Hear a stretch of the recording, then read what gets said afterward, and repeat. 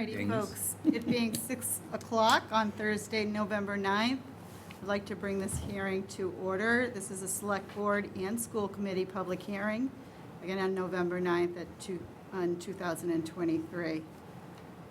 Could I have a second to bring this meeting into order? Second? Motion been made and duly seconded. Roll call is in order. Ms. Fidler? Aye. Mr. Darcy? Aye. 2-0 vote to open the public hearing for November 9th. Thank you, sir. I'd like to remind everybody that MCM is recording this evening, and so that will be available for videoing and listening after the fact this evening. Also, we would like to welcome everybody here and those in our computers and whatnot with our hybrid meeting this evening. I'd like to raise and salute the flag for a pledge of allegiance. I pledge Allegiance to the flag of the United States of America and to the republic for which it stands, one nation, under God, indivisible, with liberty and justice for all. Thank you.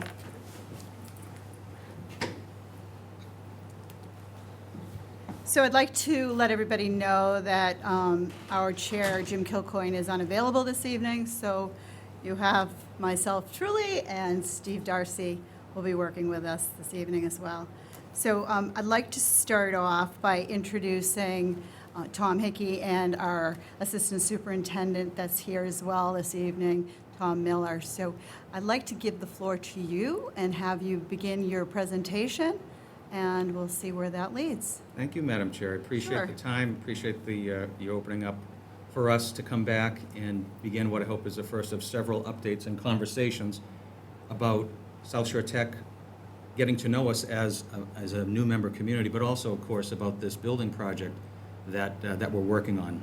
So my name is Tom Hickey. I'm the school superintendent, and I'm joined by Jen Carlson, who's our project manager from the project management firm Left Field. So we have a PowerPoint presentation.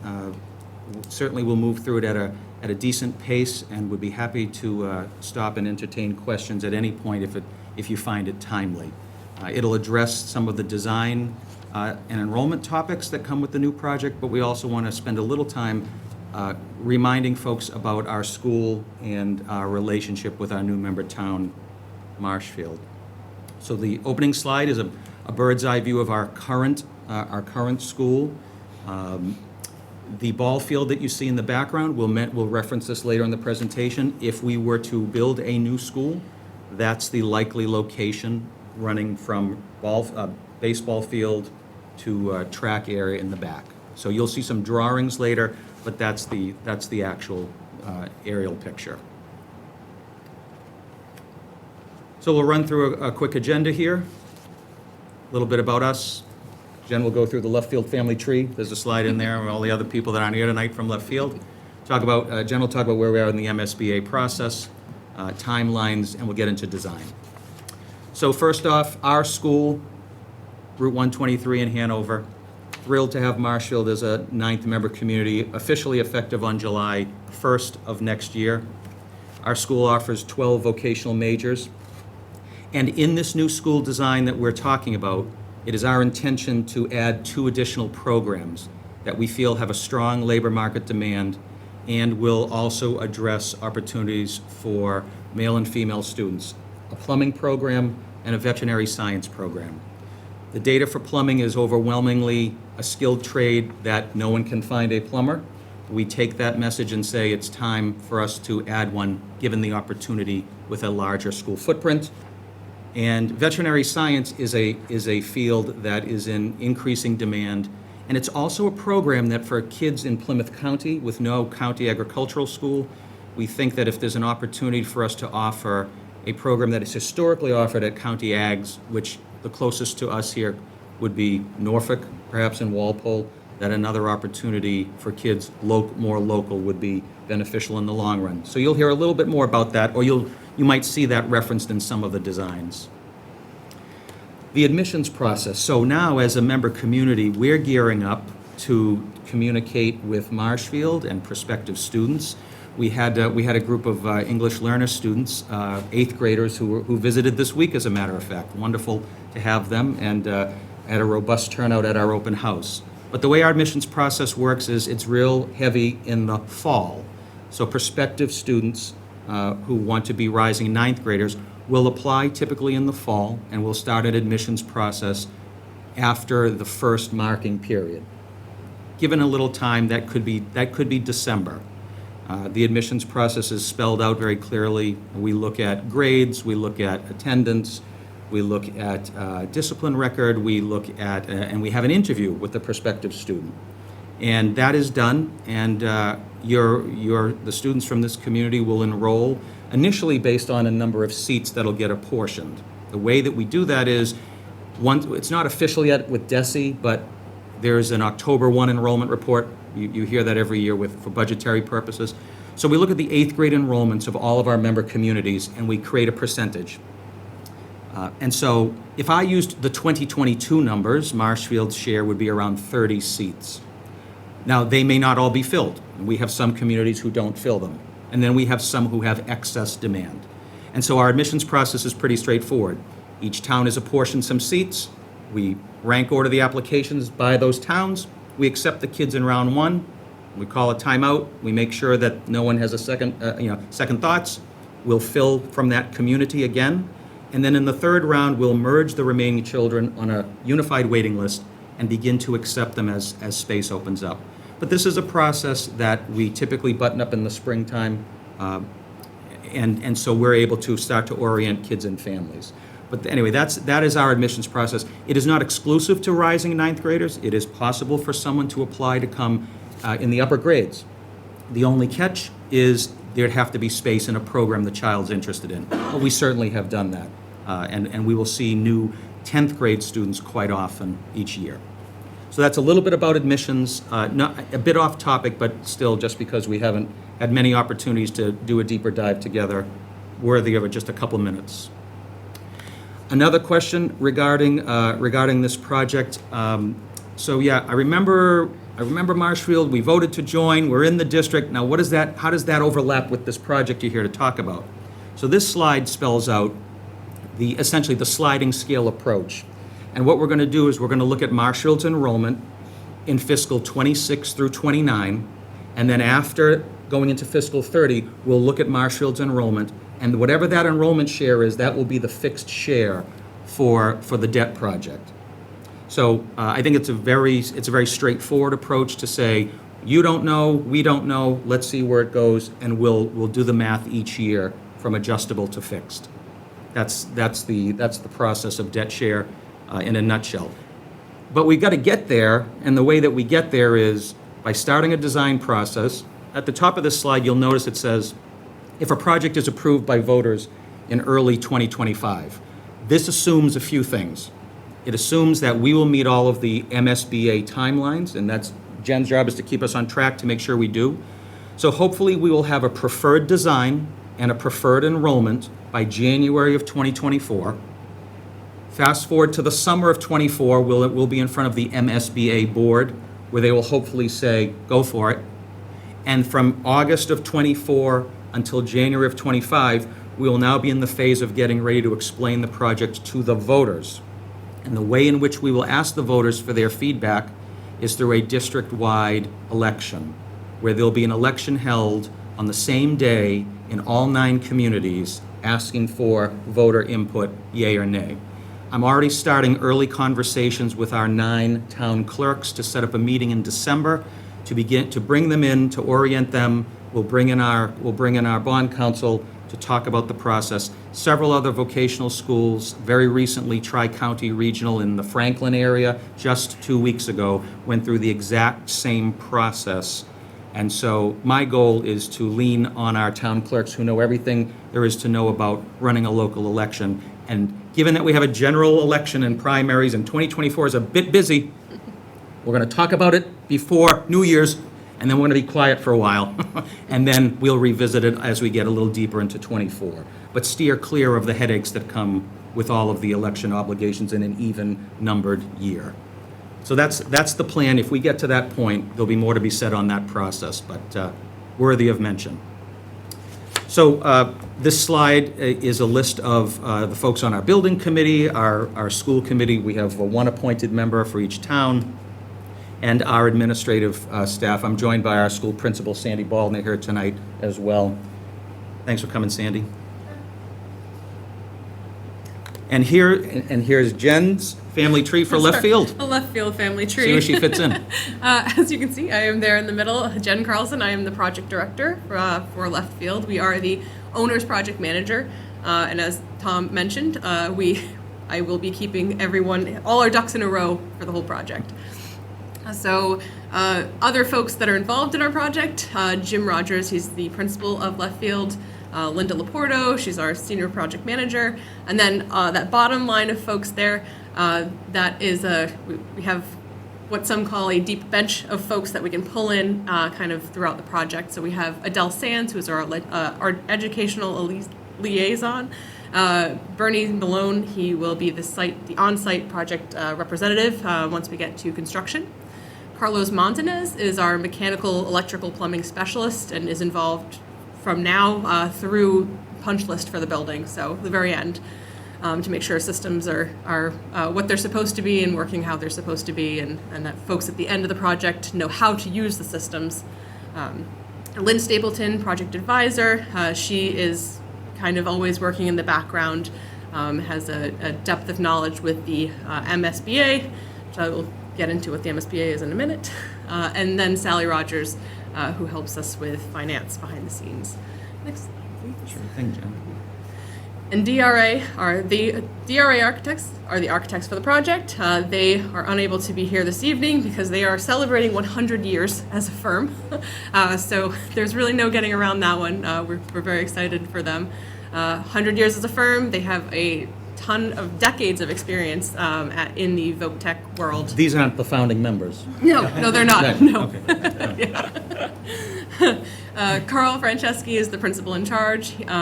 Judd Christopher is the project manager, and Sarah Carda is the project architect. They are all heavily involved in the project right now. So a little bit about the MSBA, which stands for the Massachusetts School Building Authority. This is the state agency that the district is partnering with. They will provide partial state funding for the project moving forward and during this phase as well. So with that, they have a whole bunch of requirements that they need the project to meet, and they lay those out as modules. So each module comes with a stack of papers and a list of guidelines that we follow very closely. The first module, Module 1, eligibility period, was completed by the district ahead of bringing on the OPM and the architect. Module 2 was forming the project team. That was bringing on left field and then DRA. That is complete. And we are currently in the feasibility study Module 3. And there are two parts to that I will get to in a minute, so we are about halfway through that. And as you can see, there are a number of other modules, and eventually you get to project complete and project closeout. Moving on, thank you. So a little bit about the phase we're in right now. Where we move from left to right in this process on this slide. The PDP, which is the Preliminary Design Program, was our first big submission to the MSBA. That included a very robust educational visioning process, existing conditions studies, site development, and as you can see with these green boxes here, a number of options that were just initial concepts to consider. We had 25 initial concepts that we'll get into in just a few minutes here. So we've submitted PDP, and we are now currently in the PSR phase, which is the Preferred Schematic Report. I'll get into the timeline in this one in a second, but in this phase, we move from those 25 options down to a single preferred option by the time we submit. Did I get the triangle right? That was very good Thank you. timing. Thank you. So once we submit the PSR in late January, we move into schematic design. That takes that single option, develops it further, and we submit at the end of June. And at that point, we will have the budget for the project, we'll have a schedule for the project, we'll know many more details about the project at that point. So from there, I guess we'll go to the next slide because I think that'll show us the timeline of all of this. So as you can see, the years are across the top. That lighter green box on the left, the preliminary design program, that as we mentioned, is complete. We submitted at the end of October. We are now in that second, slightly darker green phase, preferred schematic report. That, again, you can't quite see it, I guess, on this slide from here, but there are the 3 community forums, including this one, that are shown on the screen. We'll get to those later as well. So by the end of January, we will be submitting our preferred schematic report. Again, that is that single option to the MSBA. From there, we have a board of directors approval meeting in April, which will go before the MSBA. They will approve us to move into the next phase. And then that is the schematic design phase. And finally, we will be submitting schematic design June 27th, and that would put us in time for the August 2024 Board of Directors meeting, as Tom mentioned earlier. And from there, then we'll move into securing project funding, as Tom mentioned. So to kick things off, what DRA has done was take a look at the existing conditions. So here you can see the layout of the existing building. Or if you want to say anything. So Webster Street would be at the bottom of the slide, the ball fields would be at the top, just for orientation. Thank you. Yeah. So this second slide shows the classroom sizes and how they relate to current guidelines. All of the spaces in red do not meet current guidelines, and green spaces do meet current guidelines, and the yellow are neutral, slash kind of pushing up on the red zone there. Anything you'd like to add on space? In the No, building? popular school with not enough space, and the analysis bears that out. Which is also why the MSBA has allowed us to study a wide enrollment range for a successor building. As you can see, there are a few photos here that show the existing building, some of the deficiencies and some things that will be that have been looked at and are included in that first report. You can see there are modular buildings that students are learning in. If you want to. Yes, that was put there in 2000. Yes, we're doing quite well. Yes. Temporary modular buildings from 2000. Temporary that lasts forever. Right, that's exactly. Most schools that happens, unfortunately. So next, we took a look at the existing conditions, the site restrictions. A little tough to see here, but the pink outline is the boundary. You can see at the very top of the screen there is that the building next door that was recently purchased that has become part of the school's property. There are those lighter fields. There are some wetlands that have been located around the building. There are quite a lot of wetlands, which we have to build around. We can't build in them, obviously. So that is one of the major site constraints, I would say, with this site. Yes. So here you can see a list of the 25 options that we are studying. Across the top, you can see the student enrollments. We've studied enrollments for 645 students, 750 students, 805 students, 900 students, and 975 students. And so there are five design options that have been studied across each of those enrollments, which that's how you get to the 25, plus a base repair option was studied as well. So there are 2 addition renovation options and 3 new construction options. They range in square footage from 188,000 square feet to 278,000 square feet. So quite the range. And you'll see in the next slide that is reflected in the prices, the initial prices that have come back. So in this first phase, we did conceptual cost analysis, which really is just a square foot number based on narratives that were provided to cost estimators and, for lack of a better word, cartoon drawings at this point.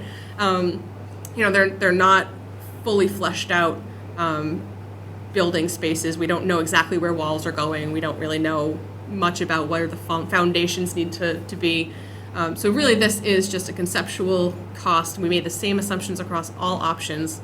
So it's really for comparative purposes at this stage.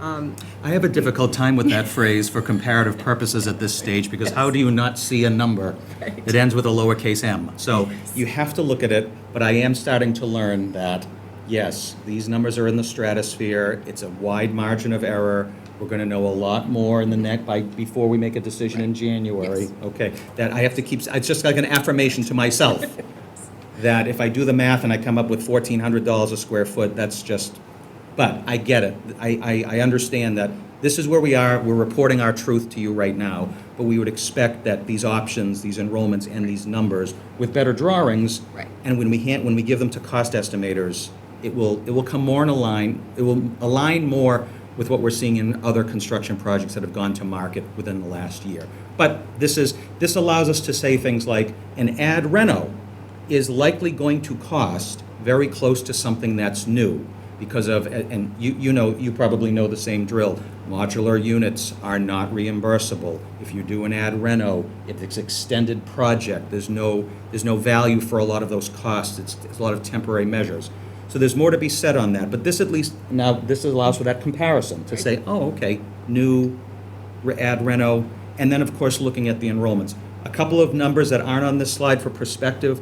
We're currently enrolling 670 students, and our footprint is currently 125,000 to about 130,000 square feet.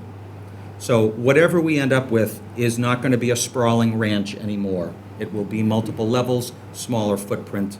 That's the trend in all of these designs. And I don't know if you want to mention, you have a wait list as well at this point. Does that help Well, color some of this as well? yes, it does. So I think the data that we have says that the last 3 years we've averaged about 68 students on a waiting list. And so when I'm looking at total demand, MSBA's job is not to eliminate a waiting list. It's not. It's to build a modern school that the towns can afford for half a century. Got it. They did acknowledge that we are a school in demand, and they allowed us to study a wide range. And they did the birth rate, death rate analysis. They looked at it all. And so our job as a school building committee now is to take a look at the ad reno, and the enrollments, and begin to narrow it down. And that's difficult, because you might start by talking about the demand, but then you have to overlay the site limitations. Right. And then you, of course, have to overlay the cost. So that's where we are now. This gives us a perspective to compare. Yes. I'm going to just interject. Please. Because I think that we'll save your voice for a couple seconds. Thanks. But I think it's great that you're here, because it is a process, and we need to do all the research. We need to understand what all these communities' needs are and how it's going to best fit into this site. So you have a site, so you're already one step ahead in that department. And the fact that you started out with 25 different options doesn't surprise me, because when you think of even just doing a residential house, how many different design options have, so this is the fact that you're able to share with us, and I appreciate you coming in, I'm sure Steve and the rest of the town, because we see the development of the thought process to the goals that you have, and understand, all these different intricacies of where you need to be at to get to that final thing with the kids coming in. So good for you. It is when we're looking at it, I don't know, we had a little bit of a chance to look at it ahead of time. They're really big numbers. Yes. However, as everybody knows, numbers aren't going, there's going to be contingencies, there's going to be an end result, and we need to just be aware that we're in a process here, and not just close off because we see numbers. Right. So I just want to share that with you, because it seemed like that was a little bit of where we were on this page. And Absolutely. This is I the just page wanted to mention share it. how I feel about it. I don't know if that's how you want to add anything where I interrupted. No. No, okay. All right, so I'll let you keep going. No, but I just- thank you for saying that. Yeah. It is a process. We're in the early stages, and we're happy to share as we move forward, and seeking feedback as well. So thanks for commenting on that. I think So- it's an important Yeah. to clarify that. Yeah. And if I could just add, Please, Jen. the project team, we have heard the concerns about cost, and we are going to be, the whole project, just looking at things that could, change to bring the cost down, and like we said, we do expect these numbers to come down. These early guesses, cost estimators don't want to put a smaller number, they rather come back to you with Right. a lower number next time. And Right, I hope so. Yes, we do too. There's a very strong practical element in what we're trying to do. And one example would be that in whatever design we end up with, we're not going to build say a traditional auditorium. We're going to build a multi-purpose auditorium that's a little bit smaller with fully retractable seats, which would allow us to bring in one or maybe one grade or perhaps half the school for a traditional presentation, which we have no ability to do that now unless we set up folding chairs in the gym. But we can also collapse those seats and use that as a multi-purpose space for career-themed events, demonstrations. We definitely want to put as much power, energy, dollars into the vocational footprints. And we will economize the rest. That is the bread and butter of the school. So that's the spirit we're bringing to this. We're a unique high school. We have to look at it uniquely and know that if we have to make a choice on a dollar, it's got to go into those educational footprints. Okay, thank you. So, yeah, thank you. All right, so now we're going to move into the exciting, the design options. We'll start off with the addition renovation options. This slide shows kind of the most buildable areas on site for a addition renovation. So there's out on front, excuse me, Webster Street's at the top of this image here. So you can see at the front of the school, there's some potential for addition. The side, on the right-hand side of the school, there's some potential there, and of course the ball fields at the back, which again will be where new building would be built. So moving into the ad renos, this is the first AR1. It is L-shaped. You can kind of see that some of the additions here are kind of bolded. You can't quite see them as well. So if you look at the first floor, and you see across from left to right, you see some blue science boxes, admin, all the way down to special ed. So right now, that is not connected in our current school. And if you go from those science labs in the lower left corner and you go directly north, you'll see the words new and existing. So that's the L, if you will. So the lockers, the weight fitness area, MET is a vocational program, it's a manufacturing engineering program, and then a graphics program. So in this design, we're taking our original school, we're expanding and relocating some of the shops based on right sizing them the best we can. And it creates a second floor as well. Everything that isn't in color in the second floor would remain as is, which is a first floor school. So this is building an L, attaching it to the existing school. The gymnasium would be on the second floor in this model. In fact, I think in all the models we're coming up with, we're stacking the gym in order to save space on the ground. But we're limited into the size of our cafeteria, and our gym would become an auditorium. So this is one of the ad renos we're studying. And this is a 3D rendering of that. Depending on, if we were to go with this model, again, what you see in white is roughly the L. And if we were to enroll a higher number of students, say in the 900s plus, it wouldn't be limited to 2 floors. There would likely be a third floor in the front, the design team projects. But everything else you see there is essentially the existing footprint. The fields remain in the back, parking in the front. AR2, the light well option. This option has been discussed and actually has been eliminated from consideration by the school building committee because this renovation is actually so much smaller than what is even needed for a new school or an updated school. So the committee did find that this was lacking and it did not meet the educational vision that the school has. As you can see with the black boxes here, all of those would be little tiny additions, and that would take up a lot of time. The school would need to remain in use for any addition renovation to happen. So this would likely take up to 4, maybe even more, 4 years to complete. And that's a whole high school career of kids kind of being shuffled around into different spaces. And so this did not feel to the SBC like this was worth pursuing further into the PSR stage. So The existing gym would stay the same at 8,000 square feet. The standard gym size is 12,000 square feet. Cafeteria, we might enjoy a little bit of looks like a home plate bump out to the right of the cafeteria. But as Jen said, a series of add-ons, 6% cost escalation, doesn't meet the educational plan. It wasn't difficult to come to that conclusion for this second ad reno option. But we are obligated to bring an ad reno option into the semifinals of this deliberation. And so AR1 would be the preferred of the 2 ad renos to move ahead.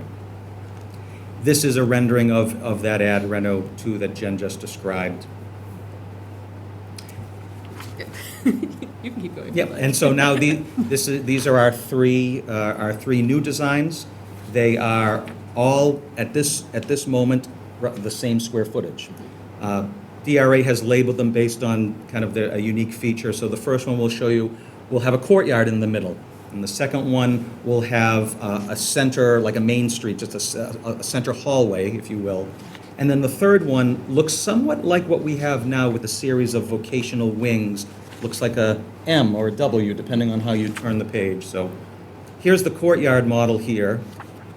We build on the ball fields, and we move the ball fields closer to the road. Looking at that design there, you see a piece that's in like I don't know, looks like grilled salmon. I don't know. It's like this orange check mark thing. That's an open. Are you hungry? Yeah, I am a little hungry. Yeah, sorry. It's a dining commons. It's an open space. Again, this theme of practical use. We shouldn't be building space that we can't find 3 uses for. And so that will serve us well when we do a credit for life fair. That will serve us. The fact that we might only need to run 3 lunches instead of the 5 lunches we're running right now. Whew.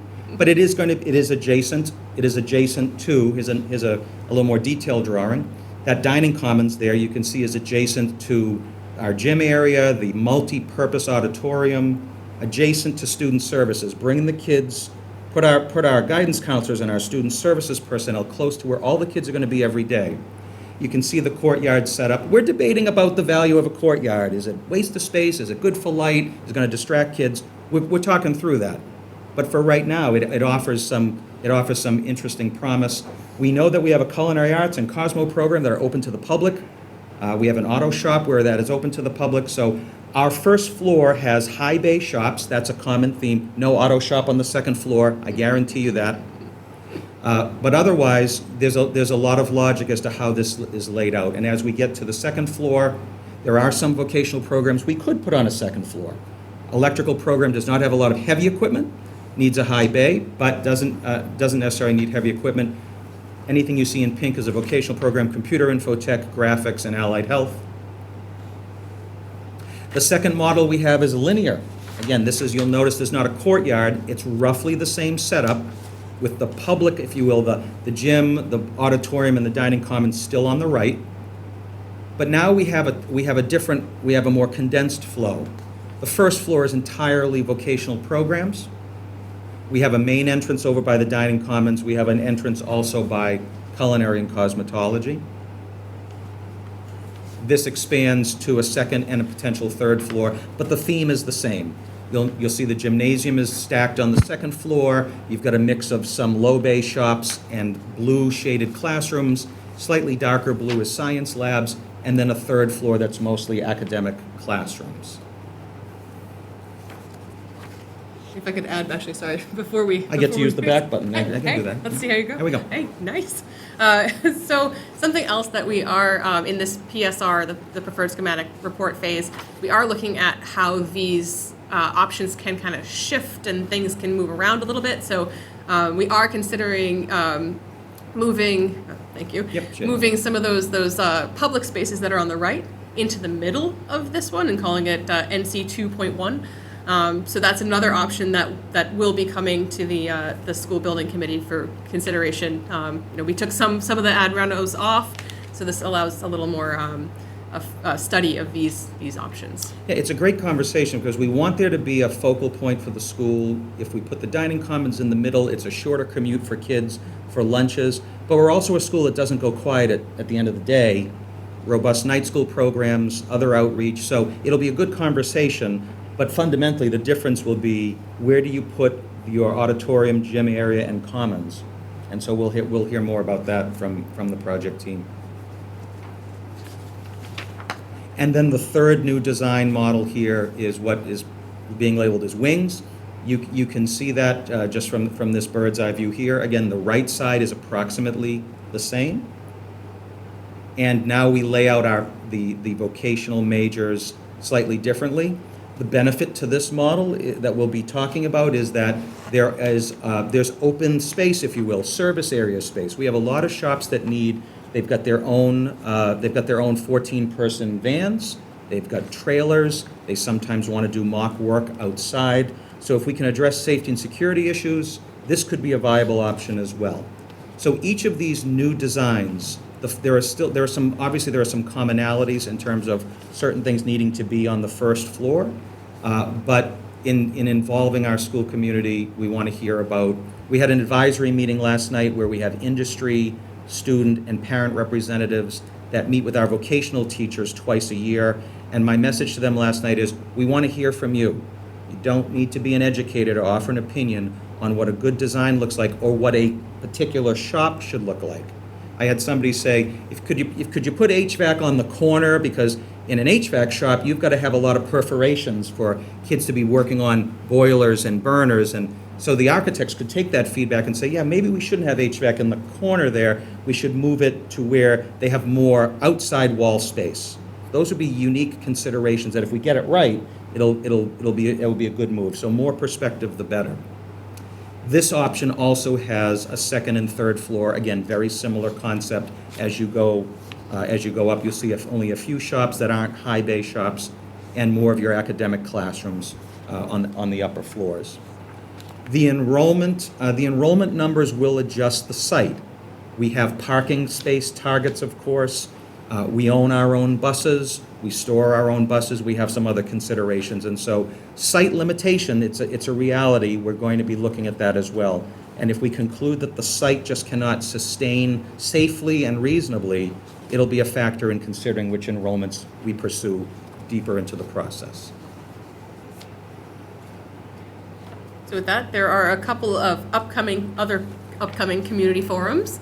We have December 5th at the Rockland Senior Center, and the Thursday, December 14th at Whitman Town Hall. I think we might be trying to add another one in January as well. Hopefully we'll add one in Abington. Those two community forums will be at 7 o'clock. I don't think there'll be a Zoom option, but they're not zip code specific, so anyone is welcome. We're not checking at the door, so it's just another opportunity to engage with our project team and folks from the school as we work through the process. And if you want to meet DRA, they will be at these upcoming community forums. And we have a project website. Thank you, Jen. You put together a project website, so all of the meeting minutes and the recorded videos and these slides, other slide decks are at southshoretechproject.com, and that's updated on a regular basis. Thank you, Madam Chair. Thank you so much. Tom, is there anything you'd like to add before? Not particularly. I know, Okay. I know how much work. I just identify yourself again for the record. Tom Miller, Assistant Superintendent, Business Okay. and Finance. Thank you. and Having flashbacks to about 11, 12 years ago when we were building Marshfield High School and going through this very process. And it's a lot of time, a lot of effort. And I do recall during that process, the initial drawings, and this process doesn't get as much attention until the real numbers start to come out. And I was just thinking about the forms we had building up, sparsely attended in the beginning, and then you might have been there, Mike, St. Anne's, like, after the numbers came out, and we went over 100 million, and that, we were really scared about going into the 100 million category. Final price tag was 103, and we came in at 99. So, but obviously inflation has taken off, and I understand those numbers are, Insane. they look scary, but they'll all come They in. will. It'll all come to pass throughout the whole process. So, but yeah, so we went through the process of Marshfield High School very similarly, and I think as this ramps up, you'll see the community a little bit more involved Right. in this process. Right. That's, Well, thank you for that input. Steve, you have any? I have a couple of things, but I'd like you to go.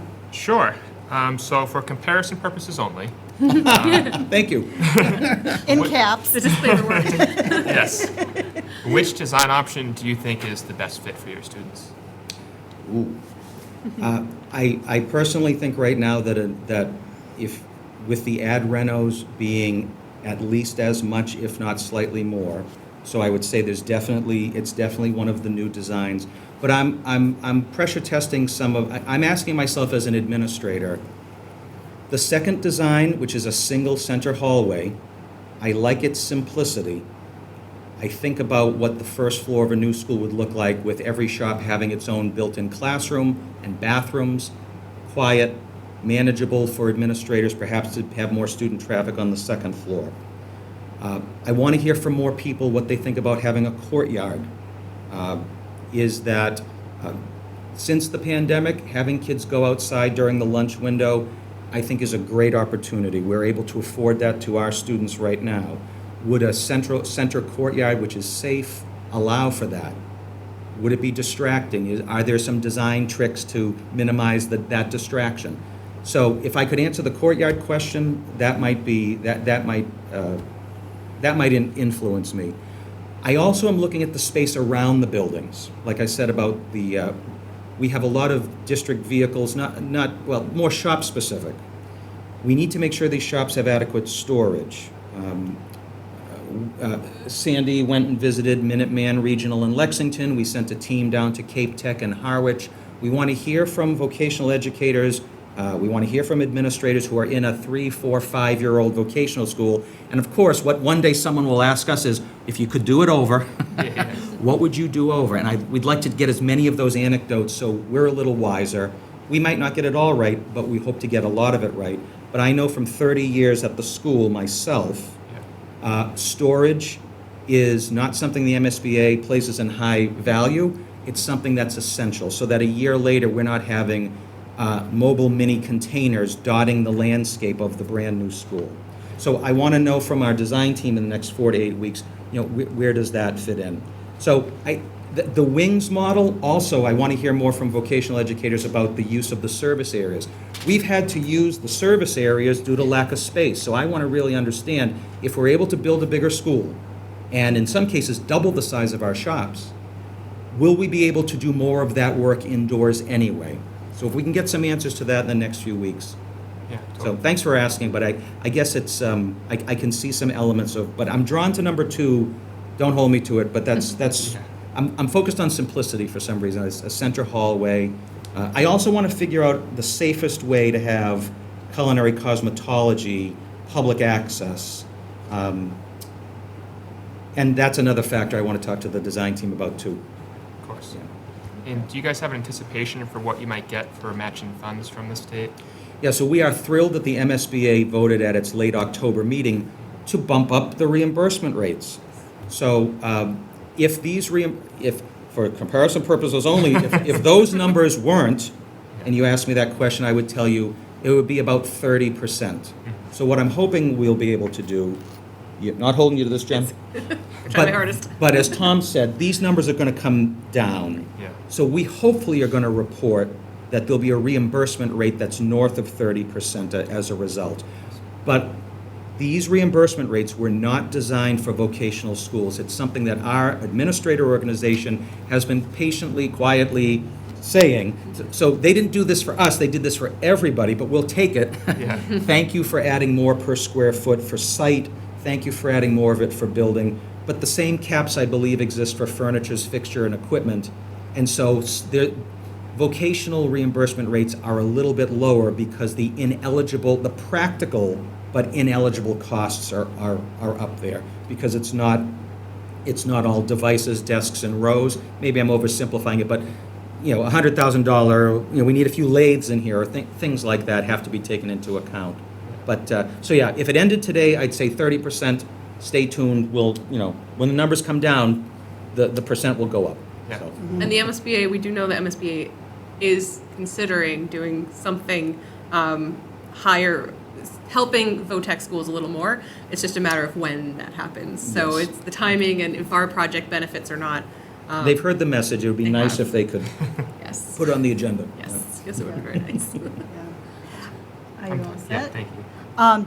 So, just to recap, you are hot and heavy to get to your January MSBA, right? So you have a couple months out, you're going to get to that date and it's going to be successful, and then you've got a lot more work to do to nail it down, and you're going to meet again, your board will meet in late April. Did I catch that right?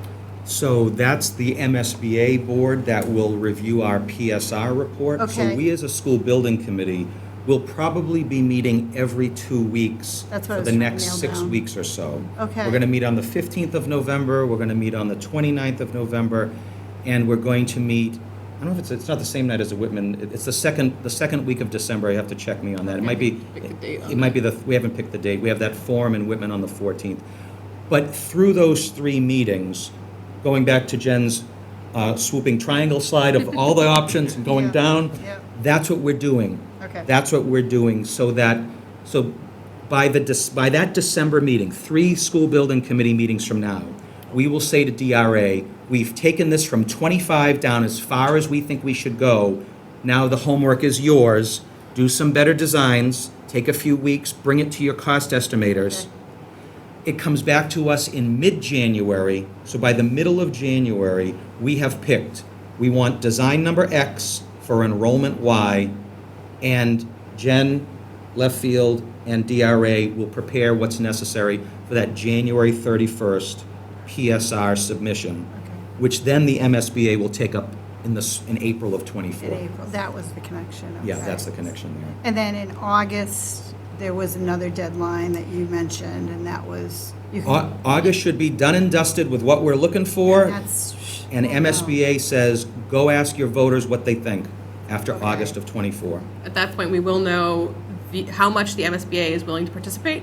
The budget, we will know schedule, we will know option, we'll have a lot more detail of the building. So we really will be able to spread the word on, very accurately about what the project is before voters have to cast their ballot. Okay, so I'd like to just ask the town administrator, because that scheduling helps us, and that's really where he comes into play to inform the select board and the rest of the town what is part of the job that we have in front of us and getting out to our town and our residents. So, do you have anything to add or? I just want to say, Madam Chair, I think from a time perspective, that will work well for us, because any costs, as we heard, the cost won't kick in until Right. later in the process, but that's a good cycle for us, because that's when we start to look at our capital constraints, we start to look at the following year's fiscal budget, things like that, so Yeah. it gels well with how our process works here.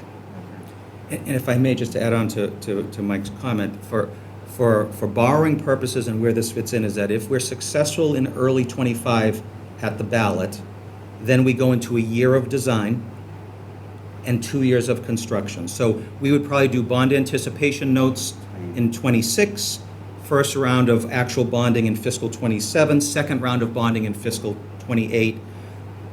Invitation to ribbon cutting for the 29-30 school year. Okay, excellent. And so this is probably off the beaten path, but as you go towards that deadline to the ribbon cutting, things change, the enrollments change, contingencies change, details of costs, et cetera, et cetera. Absolutely. So all of that stuff is part of the process that your team and your entire team will be working on, correct? So when you reach out to the public and to your other towns and their select boards or whatever they have going, is there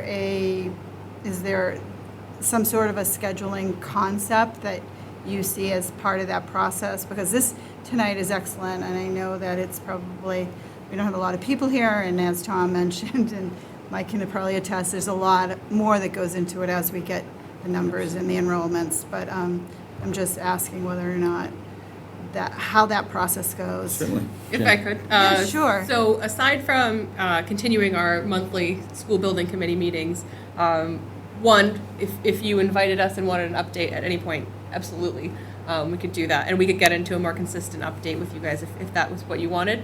We also, the OPM, Left Field produces a monthly report package about, it's got everything that's happened in the past month, it's got financials, it's got what's coming up in the next, 30 days, and any, further out milestones. So really, every month we put this packet together, and we can make sure that it gets into your hands and the other sending community's hands to make sure that everyone's following along, you have the information you need. It's always posted on the website as well. Okay. So it's really, that is kind of, it tracks everything that's happening. And we can flag important things that are coming up as well and make sure that you are aware. Do you have a suggestion as far as, we could look at that easily, but, We would love that, Yeah. that type of information. It's the same thing we did when we did the senior center. We built a new police station, and we had a construction site on our website that our residents could go. We had time-lapse photography so they could see the building actually being built. That's great. We have town hall tidbits that we can send out to about 600 people, our more active people, and information. The more information I think we can get out there, the better. I think Tom would attest to that when they did a fantastic job of keeping people educated when we were going through building our high school. So we welcome as much information as possible that we can share with our residents. Excellent. We will do that. do we have any members here? Would you like, anybody else that would like to speak, or any members on Zooming in? No, there's No. no Okay. questions. All right, close it. Yeah. Steve, do you have anything to add? Madam Chair, just, yeah. Sir, could you identify yourself to the record? Would you mind going to the podium so we could hear you? Sure. Thank you. My name is Steve Mancini. I'm a resident of Hanover. I did have a question. Looking on the website of some of the schematics, there was this little note of a wetland crossing towards potential additional parking and playing fields. Can you talk about that for a moment? Steve, you're going to address the board, and then we'll. Oh, so I'm I just sorry. want to make sure I understood your question. Sure. So, something about the parking, it was difficult to hear you. Oh, sure. So in the schematics on the website for the new builds, there is, towards the bottom, there is a little note that says like wetland crossing towards potential parking and additional fields. And I was just curious what exactly that was involving. Sir, that sounds like an appropriate question. Thank you, Madam Chair. Thank you for the question. Thank you. I'll use this actual photo here on the screen right now.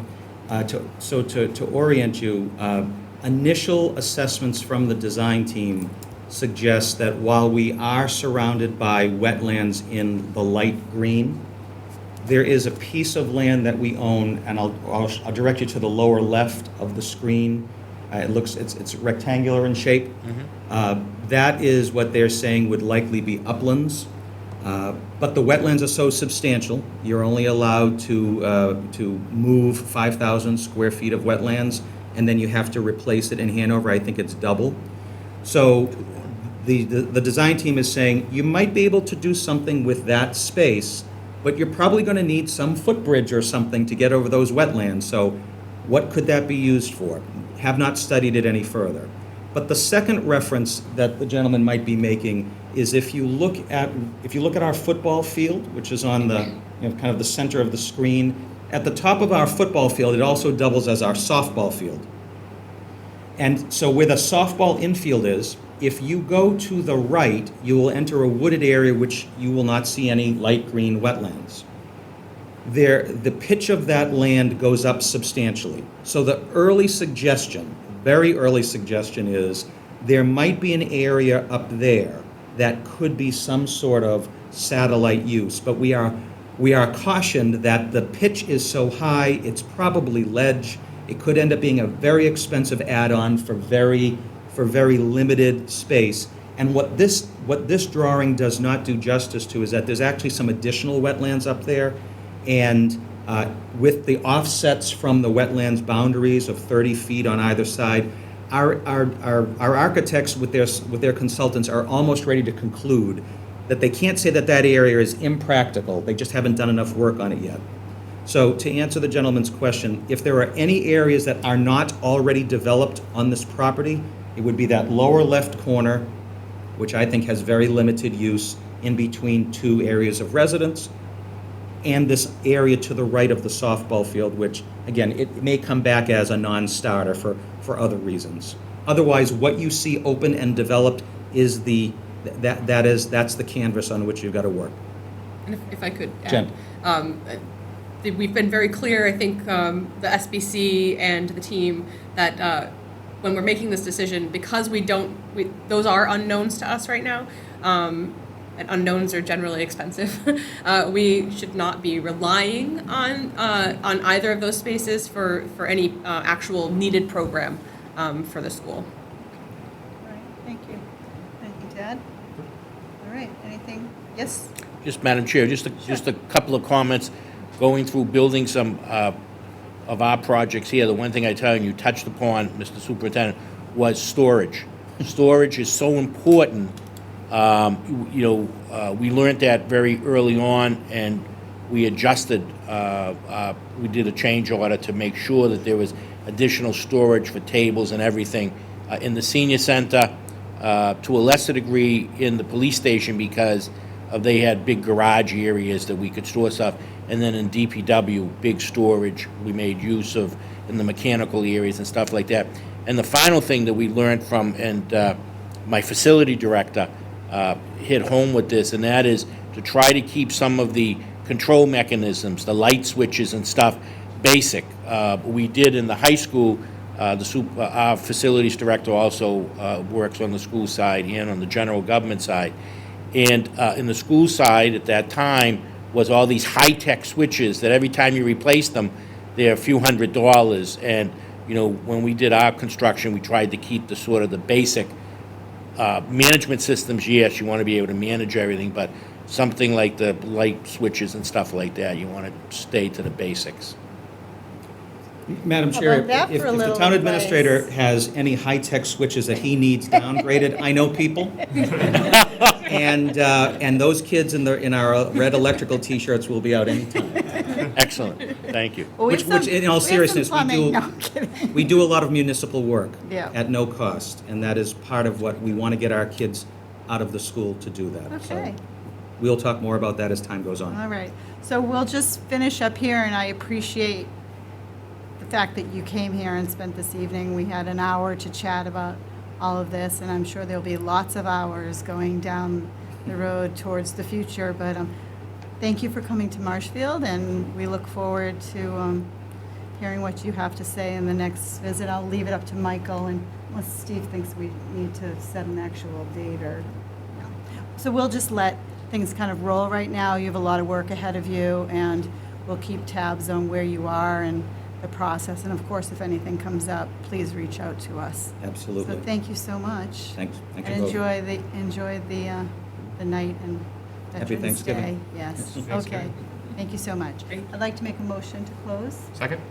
Motion been made and duly seconded. Roll call is in order. Ms. Fiddler? Aye. Mr. Darcy? Aye. Unanimous 2-0 vote to convene for the evening. Thank you. Thank you. Thanks very much. Thank you. Thank Very you. good.